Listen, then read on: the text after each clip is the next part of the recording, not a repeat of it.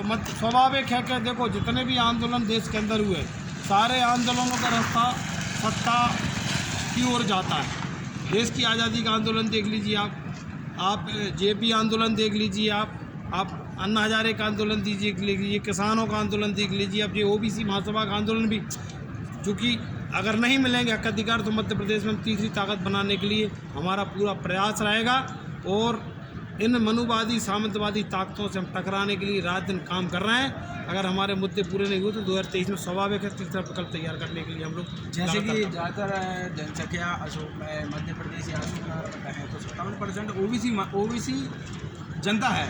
तो मतलब जातिगत ज़्यादातर सवाल ये रहते हैं कि जातिगत जनगणना क्या है और ये मुद्दा क्या है और जातिगत जनगणना पर कब तक फैसले आएंगे सब। देखिए साथियों, 1931 में इस देश में सबसे पहले अंग्रेजों ने जनगणना कराई थी 1871 से लेकर 1931 तक। उस समय देश की जब स्वतंत्र हुआ उससे पहले हमारी आबादी थी 52% ओबीसी की, और आज 90 साल होने जा रहे हैं हमारी ओबीसी की गणना नहीं हो रही। इस देश में पेड़ पौधों की पक्षियों की गिनती हो रही है, यहाँ तक कि जानवरों की गिनती हो रही है, लेकिन ओबीसी की गिनती नहीं हो रही। हमारी आपस में भी जातियों में टकराव हो रहा है।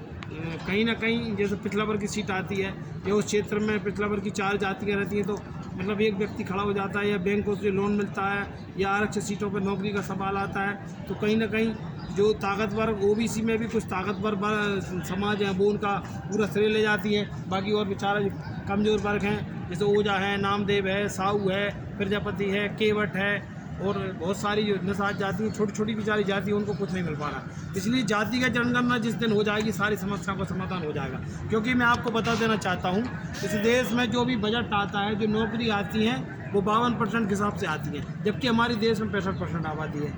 तो आरक्षण तभी सही मिल पाएगा जब हमारी जाति का जनगणना हम हर महीने ज्ञापन दे रहे हैं। जैसे एक और मुद्दा है ओबीसी के जितने वर्ग के लोग हैं मतलब ज़्यादातर उनके मतलब दिमाग में ये खबर है कि अगर शिवराज सरकार बदलती है या कांग्रेस सरकार आती है तो ओबीसी महासभा के जब मतलब ज़्यादातर ओबीसी आरक्षण है उसका 27% करने के लिए जो सूत्रपात किया था वो कांग्रेस सरकार ने किया था, कमलनाथ जी ने। तो अगर शिवराज सरकार हटती है और दोबारा से कांग्रेस सरकार आती है तो 27% आरक्षण हो सकता है या नहीं हो सकता? देखिए आपने बहुत अच्छा सवाल, ये बहुत महत्वपूर्ण सवाल है। इस मध्य प्रदेश में बीच में 2018 में कमलनाथ सरकार आई, कमलनाथ सरकार ने कैबिनेट में बिल पारित किया, लेकिन कहीं ना कहीं उनके मन में भी बेईमानी थी। उन्होंने आरक्षण का कैबिनेट में बिल तो पारित कर दिया, लेकिन जबलपुर हाई कोर्ट में पूरे आंकड़े और